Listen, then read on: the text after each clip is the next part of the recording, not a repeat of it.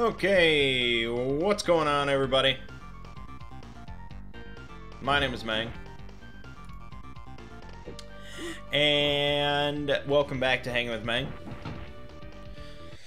Today we're just going to play some Final Fight 3, just because it's something simple that I can talk over. That's pretty much it. This week I've mostly been playing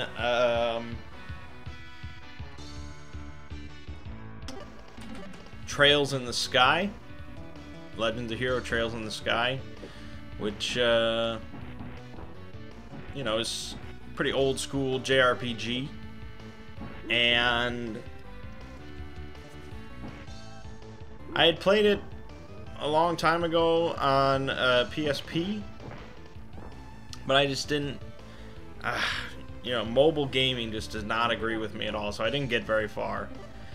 But now that it's on PC, I gave it another chance and spent most of the week playing it. It's pretty good. There's a lot of dialogue in that game. It's a dialogue, story-heavy game, which normally I'm not really into that, but the actual gameplay is pretty good. Although I have been using a walkthrough because it's pretty crazy how much stuff you could miss out on without a walkthrough. Like, very easily. You could just... There's like these very tiny windows where you can do a side quest, and if you don't do it like right during that window, you never get to do it. Which is... I don't know if that's great. I mean, it doesn't bother me because I don't mind using a walkthrough, but for people that are just... I don't know. I could see that being an issue. But since I've been using a walkthrough, I've been, you know, doing everything, and I found the game to be pretty easy. I think I could have put the game on like hard mode at the start, but I didn't think I would need to. But it's still good. It's still good. And there's a whole series of those games of just old school JRPGs that I've passed up on, so it's pretty cool. I also checked out this thing for SNES. There are randomizers which randomize all the items and placements of items and stuff in a game. I think the most popular one is Link to the Past. I don't know if anyone is more popular than that one right now. I think it even made it into like an AGDQ or something like that. A randomized speedrun, which is pretty cool. And so there's the Link to the Past randomizer, and then there's the Super Metroid randomizer. And then there's the Link to the Past to Super Metroid randomizer, which combines both games and randomizes all the items between both games. And you have to like play both of them sort of interchangeably to find all the items. So you might find like Metroid items in the Zelda world in like a dungeon, or you know, you might find the Morph Ball in the second dungeon of Zelda, or you know, something like that. And so it's really interesting. Like, it's just awesome that we have this capability now to start combining games in a really interesting way. And it also really tests your knowledge of both Super Metroid and Link to the Past. I would definitely say I'm more knowledgeable of Super Metroid, but that's not saying that much. So it's been a bit of a struggle, but it's been very interesting because you learn some speedrunning tricks and you know, all that kind of stuff pretty quickly. Because there's a very good chance you won't have like a morph bomb for quite a while, and or you might not have like the lamp in Zelda for quite a while. And so I pulled off a trick. Pulled off a Super Metroid trick. I was very happy with myself. Called the Alcatraz Escape. Because they got cool names for everything. Where you go into the area where you would normally get the Morph Bomb. But since it's randomized, you're probably not going to get the Morph Bomb. But you have to get out of there. You have to get out of that area, which normally, requires the Morph Bomb. And so you got to do some cool wall jump stuff and morph ball tricks, and it was cool. I felt cool. So, I don't know if I'll ever finish a run of that, and I probably should have just stuck with, like, just picking one game and having it randomized, but it's cool. Randomizers are cool. That's a cool concept.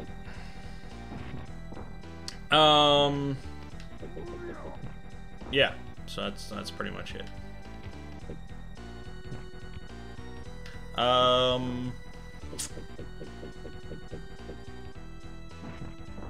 Alright, so this week on this channel, we of course had Doom 3 continuing. I don't think that will finish this week. There's 9 episodes in that series. And then we have Final Fantasy X, which we also won't finish this week. I think there's like 10 more of that to go. So, in a couple weeks we should be wrapping up both of them.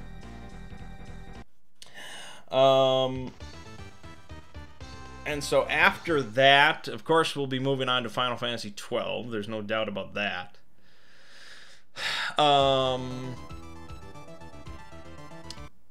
Satan brought up the suggestion of having, like, doing like a Final Fantasy video and uploading it every night. So that some days I would have 2 videos, because there'd be a Final Fantasy video every day or something to just get through all that backlog. That's certainly a possibility, because I do have like over 100 videos still sitting on my hard drive. And I'm still recording more. Right now I've been recording Metroid Prime. So it's probably a good idea for me to just get all these videos out there. You know, it's always a concern that a hard drive will fail or corrupt or something. I don't know, and I'll just lose all these videos. It wouldn't be like, oh god, the end of the world, my career, or anything, but it would be kind of shitty.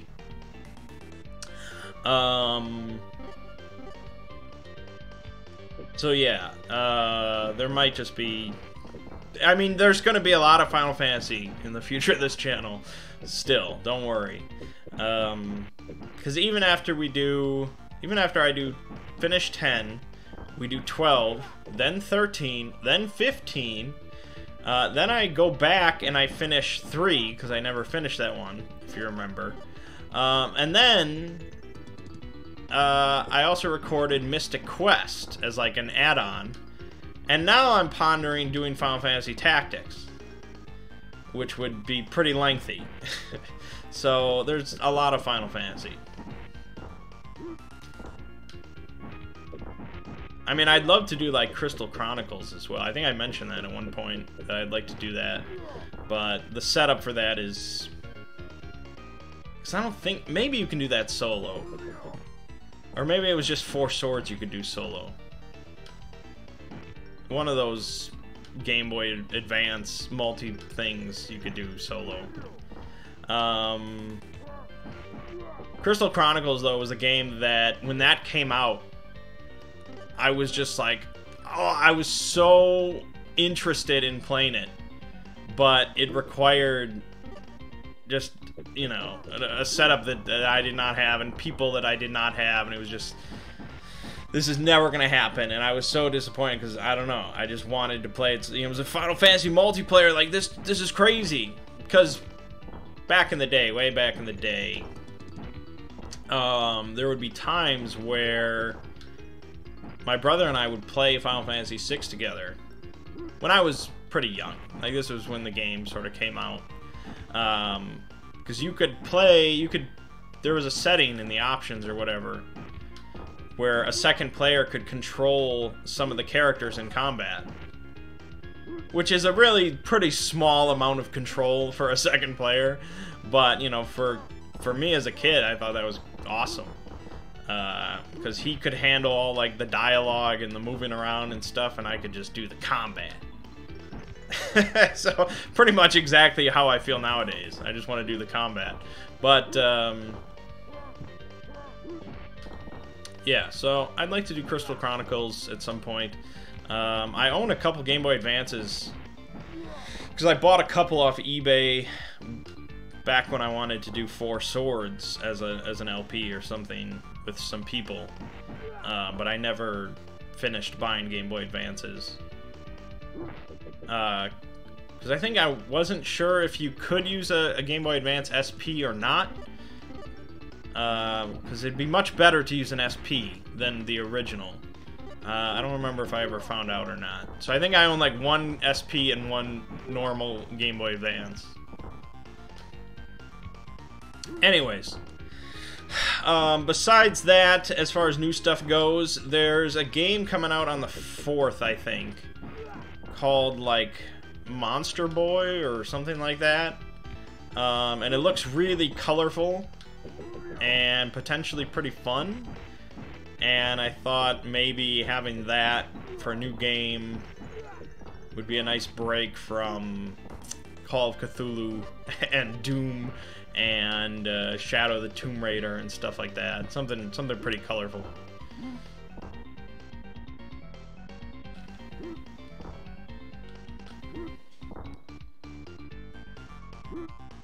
I've completely forgotten how to do supers. I really have no idea. I just remember fumbling with the D-pad. That's about it. Anyways, so that might be a good idea. We'll see how the reviews go for that. And if it's good, it's good.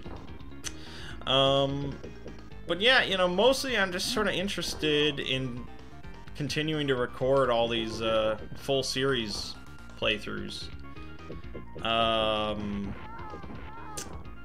There was another one that I thought would be interesting. I mean, I've got multiple series that I need to finish recording and upload and stuff. It's been a long time since I touched the Ultima series, so I'll have to get back to that at some point.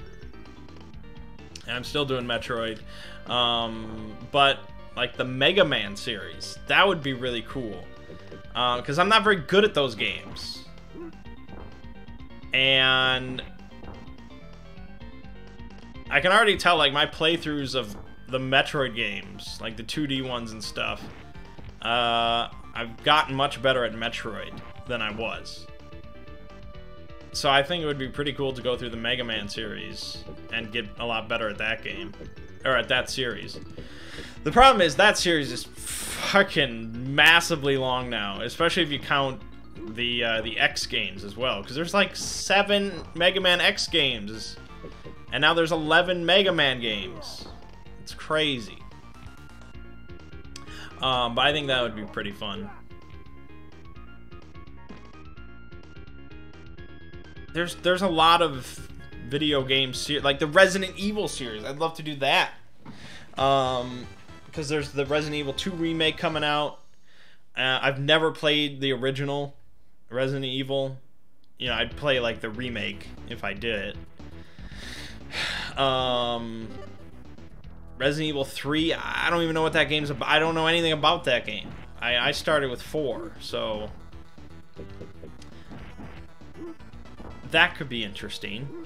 There's a lot of video game series out there. So that's sort of what I'm into right now. You know, I like new games. I play new games, but for as far as recording goes, I think it's just a cool concept that I've been enjoying.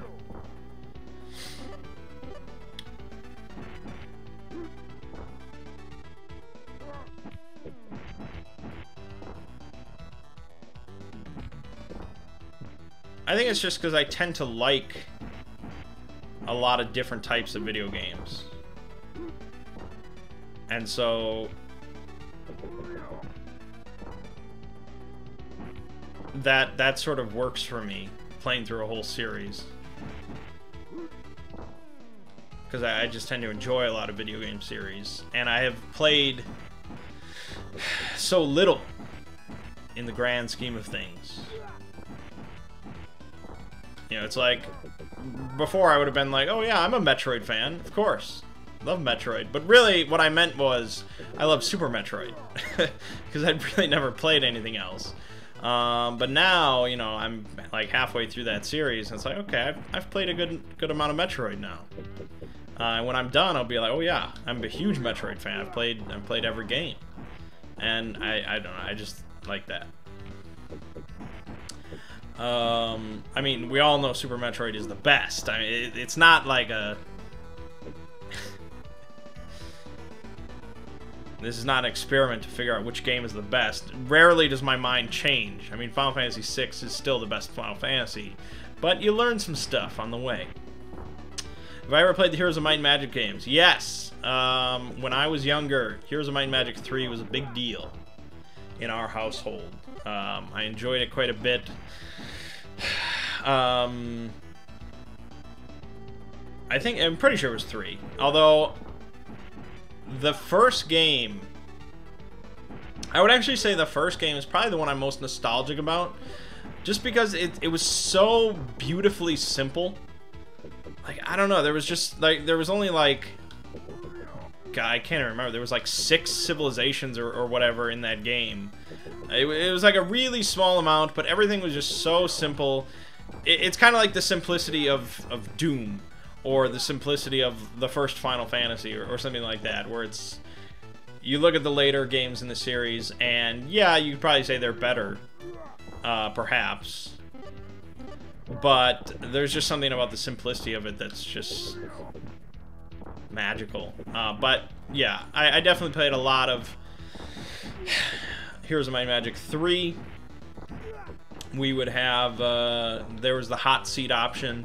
So we would just gather around one computer. We would hang out for a night. You know, some people would be playing Super Nintendo in between turns or something like that. And one person would take their turn on Heroes of Might and Magic 3. And it was fun. You know, the problem with that is some people took way too long in their turns. And I think we played online several times, and it's just like... You're sitting there for like 20 minutes waiting for somebody to take their damn turn. And so I fell away from it just because I'm not that competitive, and I don't like waiting around and all that kind of stuff. So I would just prefer to play single player. But yeah, I was a fan in the early days. After 3... I definitely didn't look into the series much. I think 4 is when they started to go a bit more 3D with things, and I sort of fell out of strategy-type games like that.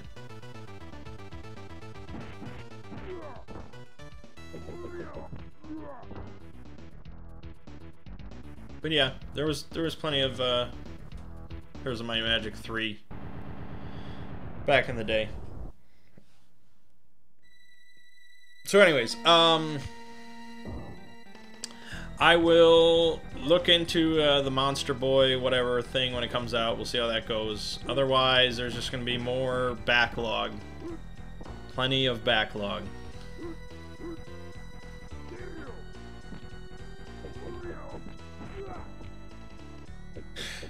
On the Exploring series this week, we had the deer.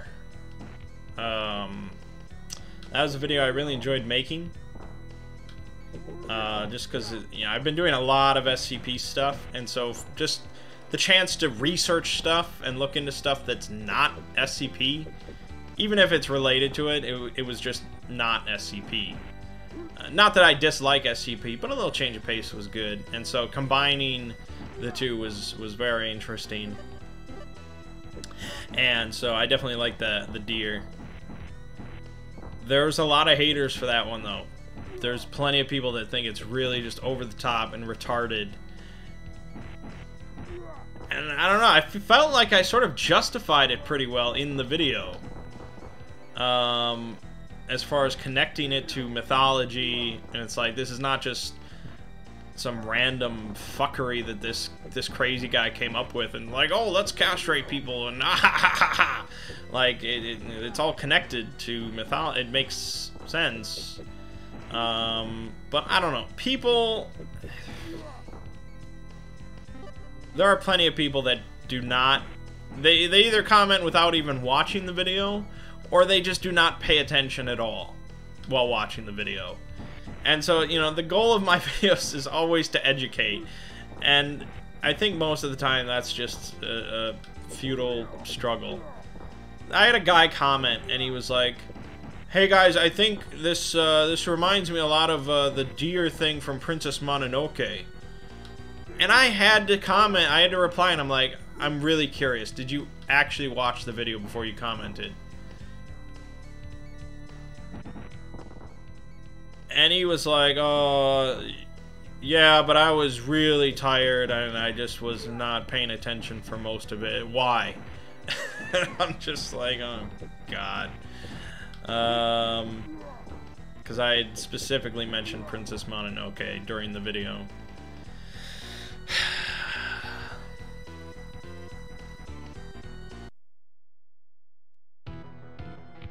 I don't know. I can't relate is the thing. I don't know what that's like to half-ass watch a video and then leave a comment. Pretty much because I'm the definition of a lurker normally. Like I've never left a YouTube comment in like my life. Maybe when I was much younger, but I kind of doubt it. That's just not what I do. And so, I just can't relate to the average YouTube commenter.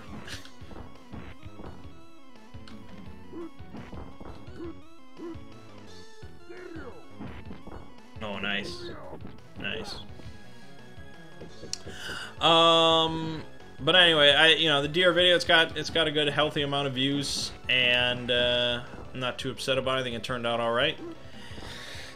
I skipped doing an extra video this week because, you know, I got back from my trip on Sunday and I was like dead tired. I took like a 3-hour nap and I was just like, fuck it.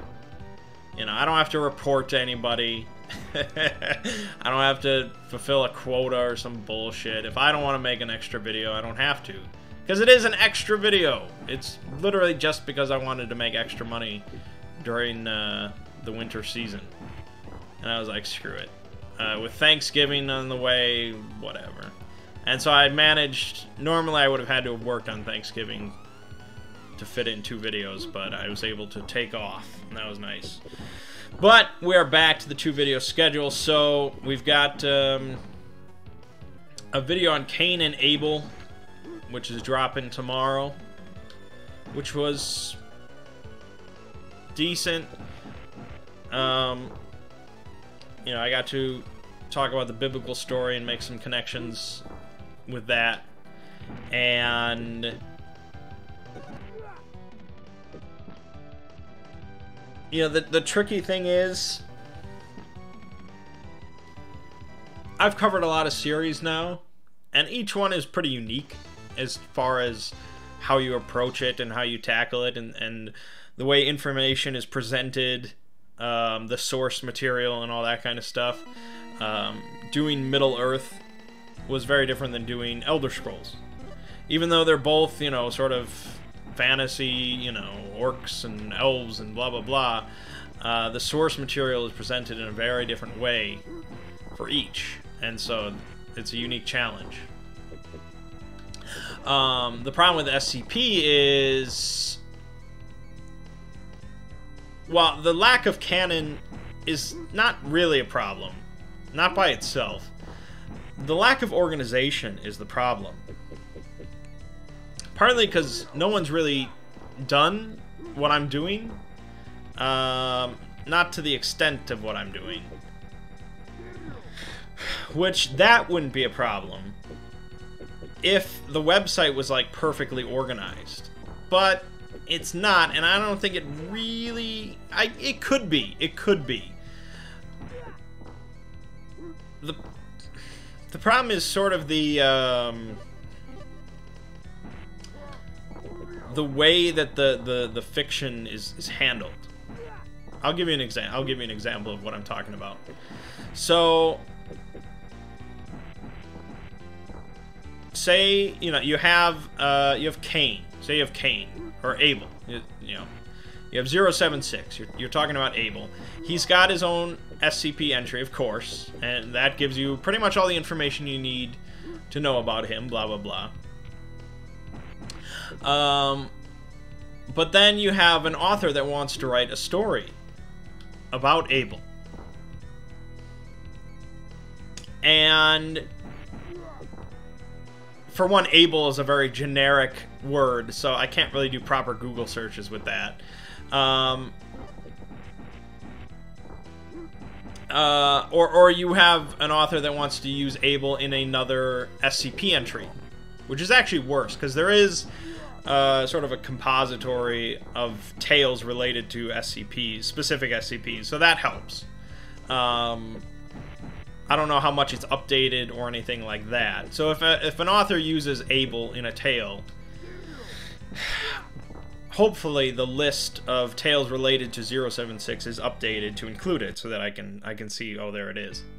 But say you want to use Abel in an SCP, you want to make a reference to him, and maybe drop some like backstory on Abel that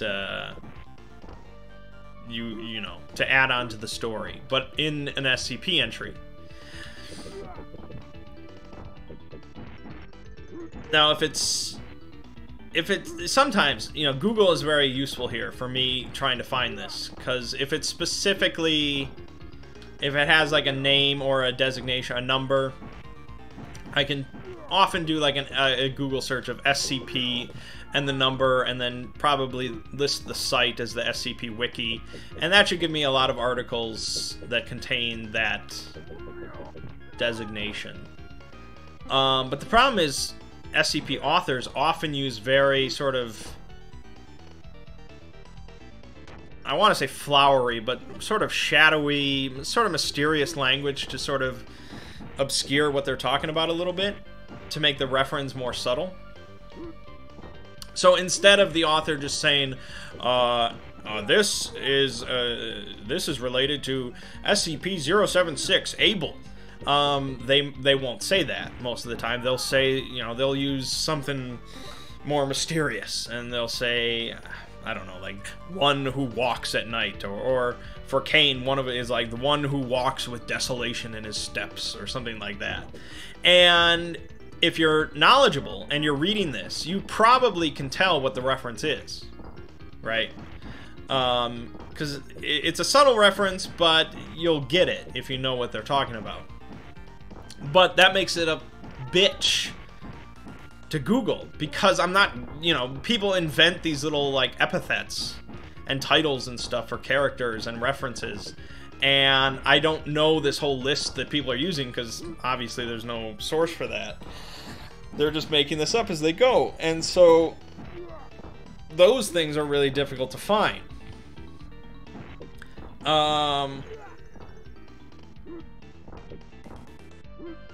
And so, when I'm making a video trying to compile all these different perspectives and backstory, ideas and stuff, concepts about an SCP, yeah, I can of course use the basic SCP article.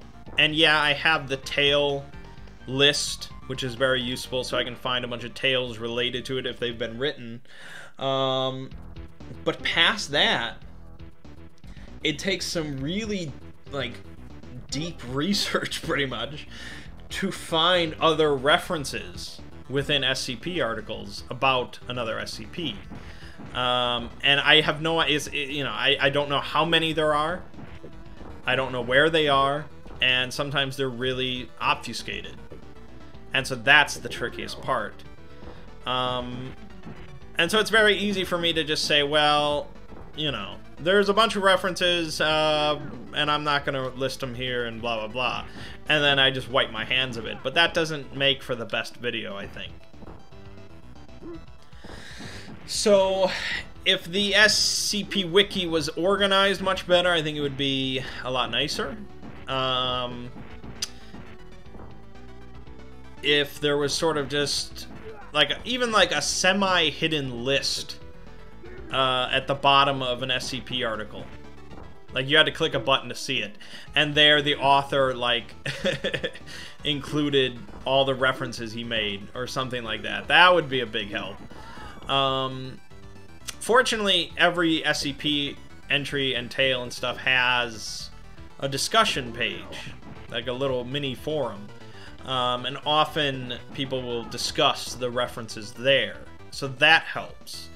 And I'll almost always check the discussion pages, especially if something's a little bit more confusing than normal, because most often the author will chime in with an explanation.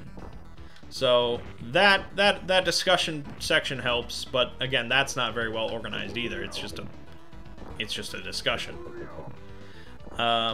So that, I would say, is the trickiest part of discussing SCPs, which I did not think about when I first, you know, when SCP was first decided. You know, it's just a problem that cropped up. I think the videos are turning out fine, but some of them are more challenging than others.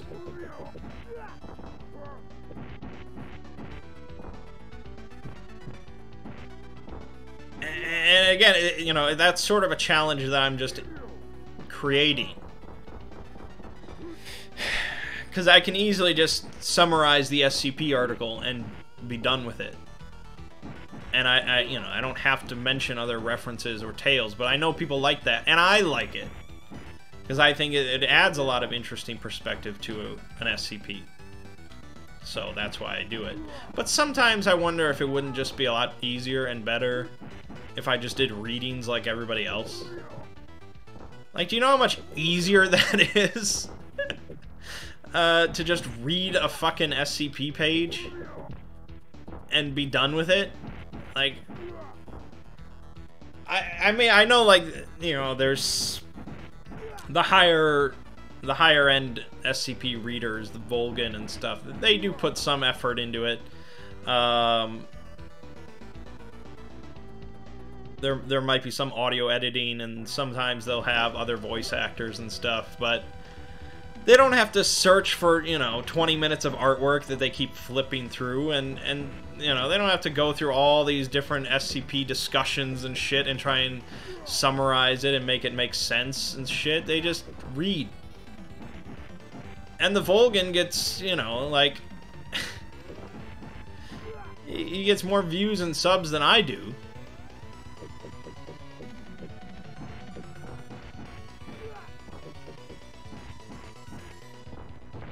And all the time in my comment section, it's like, oh, you know, if you really want a great SCP channel, go check out the Volgan. He's amazing. It's like, fuck. Don't you understand what I'm doing? I don't know. Sometimes I wonder. I take pride in what I do, and that's why I'm not going to do readings. Because I believe that I am making a better video. Haughty as that may sound. But, yeah, in the end, it would be easier to just do a reading. But it also would, you know, there's a lot of things that I could do that would get me more views and stuff like that. You know, I could just make top 10 videos. And probably get way more views. If I started making top 10 SCP videos,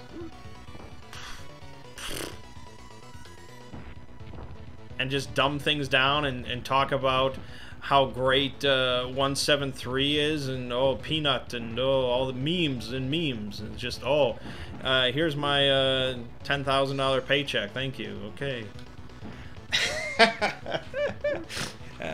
Not to sound bitter.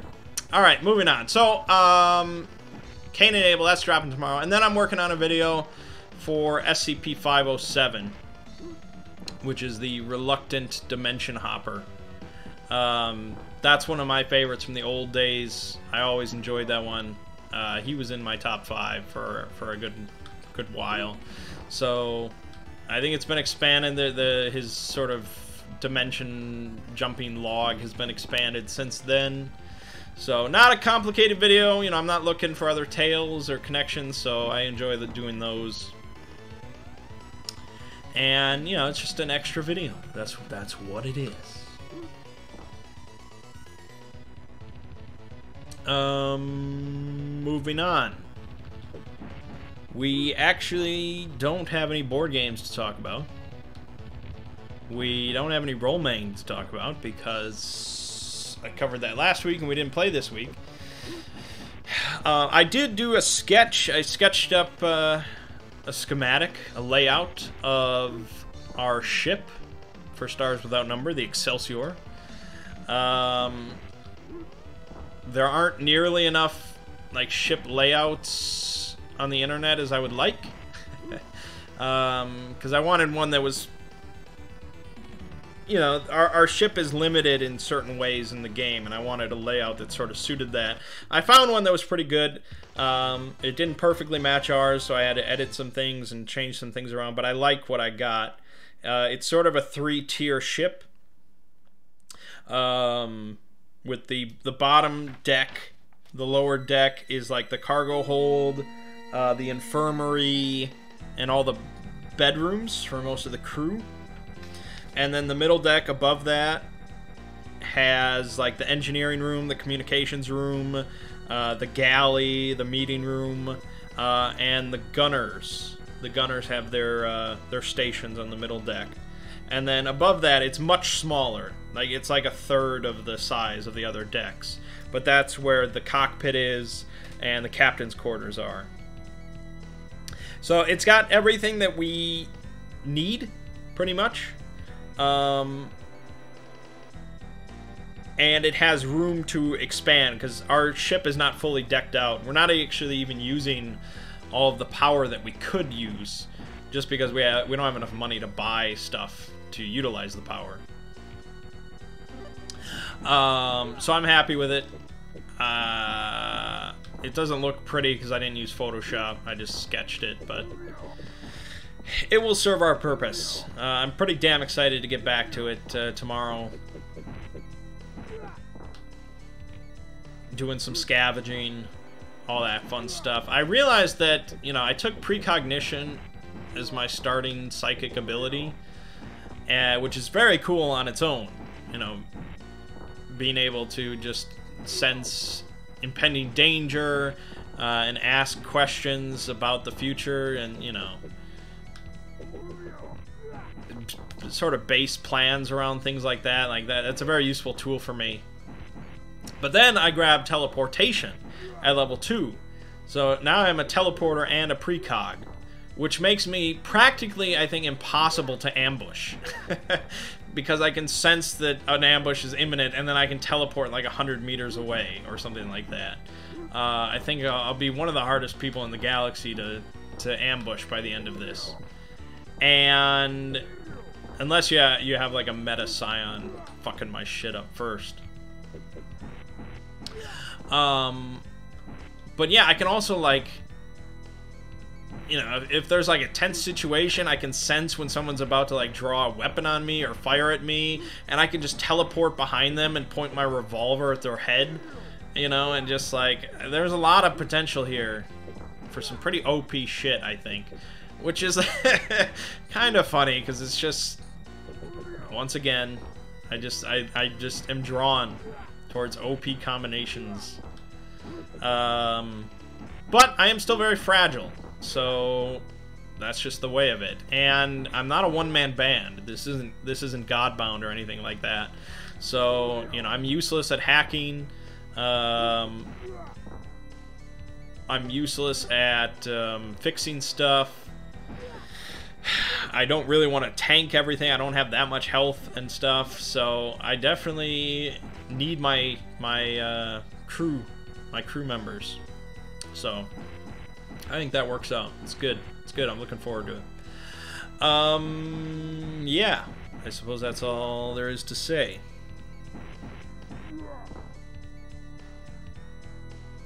I went and saw the new Fantastic Beasts movie this week. To be honest, I probably would have rather seen the new Wreck-It Ralph, even though I don't care that much for animated movies. Just the fact that, like, that's a highly rated movie. It's Disney. I know it's going to be pretty solid. You know, Fantastic Beasts seemed like more of a gamble, because I'm not that big of a Harry Potter fan. I was at one point in my life, but I skipped out on watching most of the films. Although I saw the last one in theaters. The Harry Potter ones. But they were going to see Fantastic Beasts 2 at the Bistro, and I was like, sure, I'll see anything at the Bistro. And so I watched the first one the other day to prepare, and I thought it was alright, actually. There was a charm to it. The main character sort of bothers me. I don't know if he's, like, meant to be autistic or I don't know. Not that that bothers me, but it's like, I don't know, there's something a little off about him.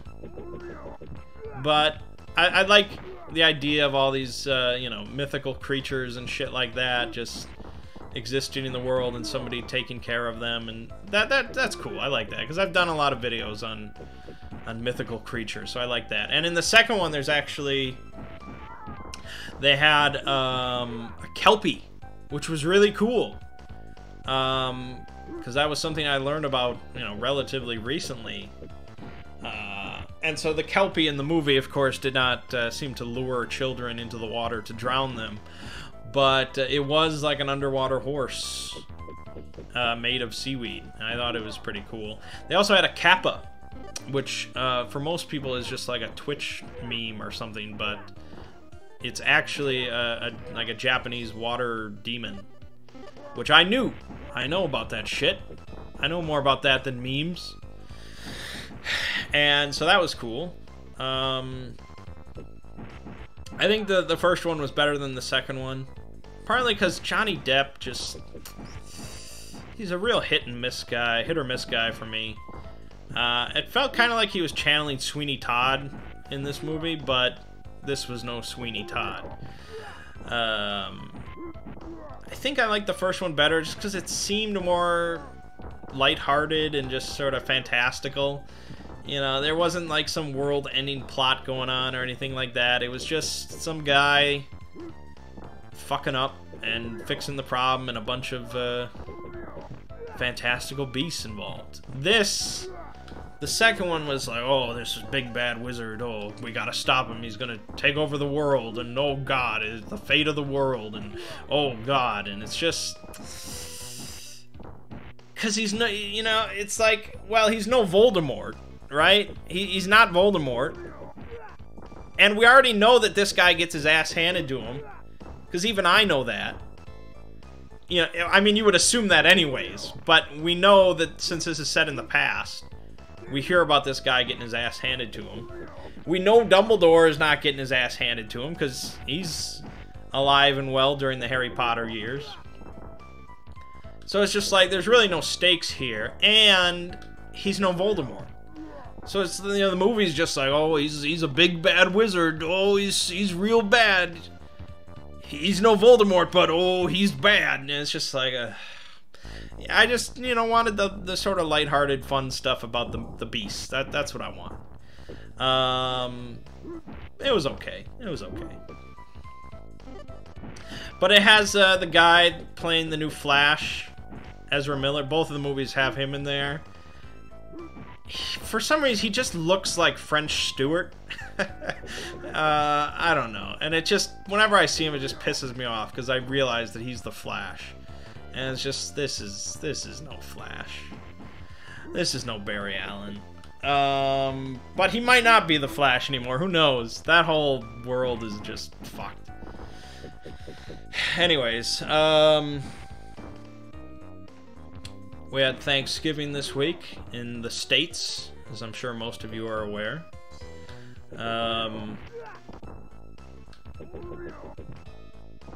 Some kids were here. and they wanted to see Red Dead Redemption, because that's, you know, the big hot game right now, pretty much. And so I'm like, you know, fine, I'll show it to him. It's somewhat violent, but okay. It scared me, man. It scared me a lot watching these kids talk about and play Red Dead Redemption 2. I think maybe I'm just old, or something, or I don't know. But the first thing that they wanted to do was they wanted to shoot my horse. That was the very first thing they wanted to do, and they thought that it was a hilarious concept. They just, oh, shoot the horse, shoot the horse! And it's just like, what the fuck? This is like some serial killer shit you're talking about. Who just loves shooting horses? If I went into your home and shot your dog, you wouldn't be laughing about it. And if you were, you'd be carted off real fast. You'd be gone. That's a problem, man. And it's like, maybe I'm taking this too seriously. You know, maybe it's just, oh, it's just a game. It's not a real horse. You know, blah, blah, blah. But it's like, that's... You know, I hate to be the guy to talk about video games and violence and stuff like that. And I'm not saying, you know, unlike the politicians, I'm not saying that these kids are going to grow up, you know, just doing wanton violence and shooting horses and animals and just loving it and but I think, you know, the desensitization, which, don't get me wrong, I'm desensitized as well, but, and I'm sure my parents were desensitized to a degree as well. I think it's just continually getting worse. And there are, you know, it's a growing sort of outlet. There's a growing outlet of violence over the years and over the years and over the years, and I think that's just part of me getting older as well. Because, you know, for a while, Doom was, or Mortal Kombat was just this outlet of violence. Where they can just rip out spines and blow things to bits, and oh, they don't care. And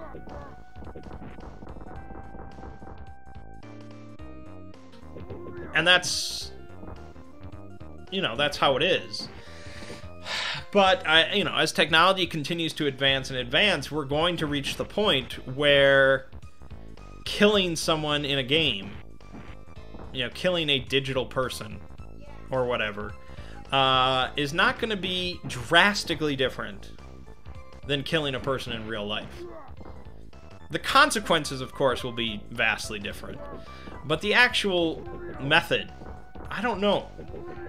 It depends on how much this is sort of curbed, and how video game companies and laws and who knows what will start to take a real look at, like, virtual reality and immersive reality and things like that. But that's what kind of scared me, is this complete and utter desensitization. You know what I'm trying to say, whatever the word is. Where kids in 20, 30 years will be able to, like, actually feel like the weight of a gun in their hand and pull the trigger and kill something digitally, yes, but it won't feel that different, and they won't be bothered by it, because kids are never bothered by video games. Not really. Most kids are not bothered by video games, whether it be Doom back in the day, or me playing Mortal Kombat, or, you know, something like that, or kids in the future playing Grand Theft Auto 10.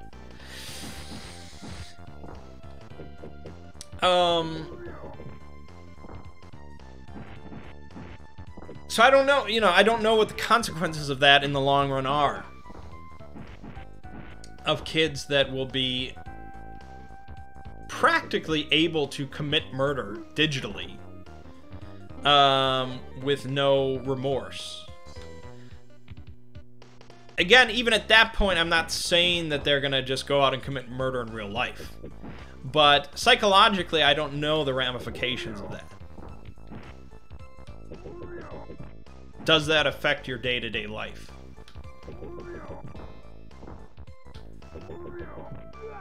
You know, will these kids be able to grow up and have just a normal working life? You know, wife, kids, blah, blah, blah, and then log on to Grand Theft Auto 10, murder some hookers and feel the blood on their hands, and then go back to bed. Or, you know, I don't know.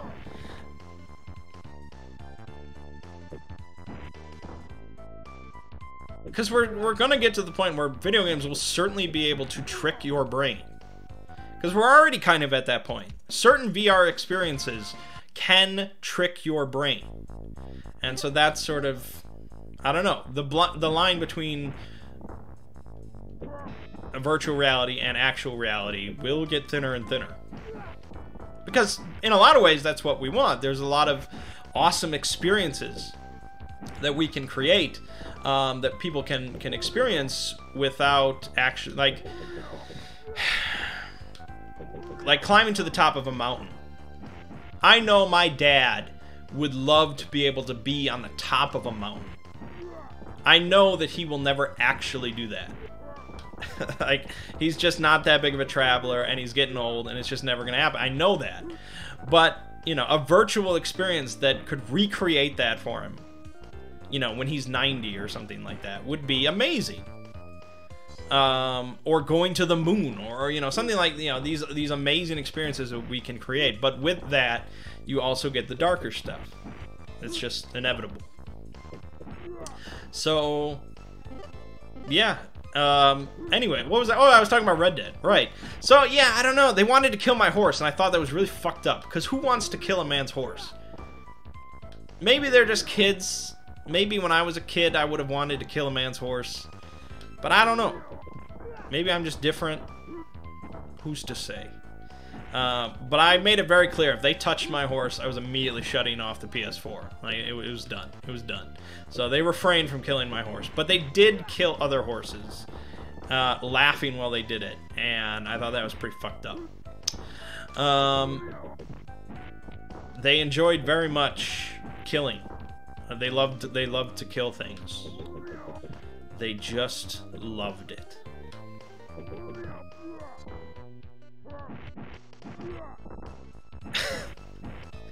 But then, you know, I was like robbing some guy or something like that, and like the witness to it or something was a black guy. And so it's like, oh, you gotta kill your witnesses and blah, blah, blah. But one of them was like, oh, you can't kill him, that's racist. I was like, what the fuck? What the fuck? No, it would be more racist if I didn't kill him just because he's black. That's racist. Like, what are these kids learning? It's ridiculous.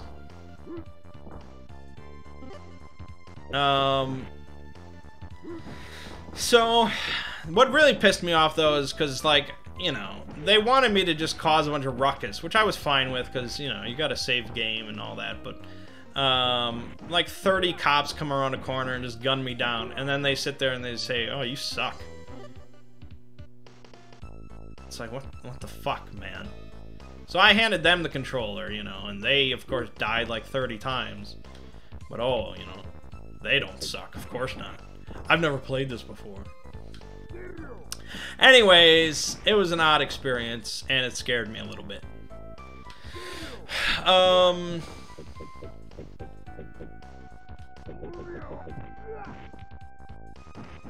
So we're doing all, you know, the shopping now. It's shopping season.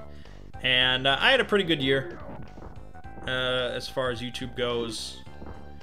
You know, it was really more like a good last few months have been really good because of SCP. And I don't have that many bills and stuff, so I've got money.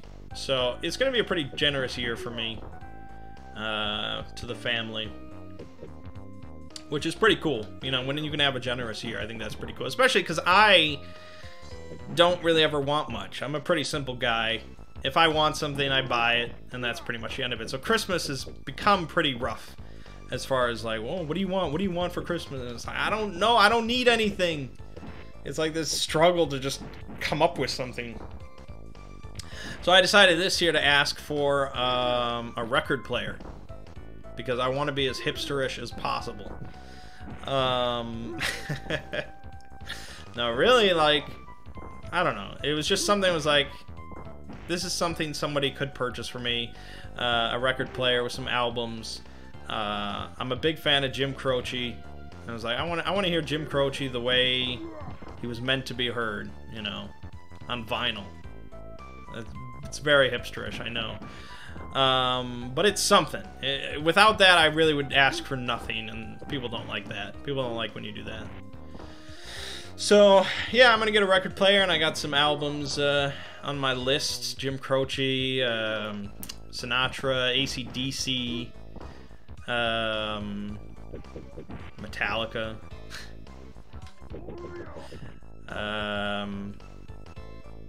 And I already bought a couple albums for myself. Really, the main one I bought was Celine Dion, Color of My Love, which is my favorite album from her. Really, because that's like we wore that CD out when I was a kid, so I just learned to love it. And it had really never been printed in vinyl on the States, and it still hasn't. But it was the 25th anniversary, I think, of the album's release just the other day. And so they released a limited edition vinyl in Europe. And so I was like, all right, this is a perfect opportunity. So I pre-ordered it. Why not? Why not? Because otherwise I have to buy like an old ass vinyl from Germany or something like that. And it's not quite as cool. So yeah, the main gift that I'm buying this year is a big TV for my parents. Every time we go to Costco together, we walk past the TVs at the front, and my dad, every time we go, he's like, "Oh, I wish I had a TV like this. Oh, I wish I had this TV. Oh, this is amazing." His TV's fairly old at this point. Relatively, you know, when talking about TVs. So, and he saw, you know, I had just bought a 75-inch earlier this year, and he was just, like, enamored with that, and I'm like, okay. I you know, just as Jerry Seinfeld bought his dad a Cadillac, I can buy my dad a 75-inch TV. So, yeah, I went with a Vizio P-Series. I did a whole bunch of research. This seemed to be the best bet within my price point. It was pretty much either buy a really, really good 65-inch or a pretty damn good 75-inch. So I decided if it were me, I would probably prefer bigger rather than better. So I think he'll be pretty happy with it. All right, I guess that's about it for this video, for this Hanging with Mangg. We got to talk about plenty of exciting topics.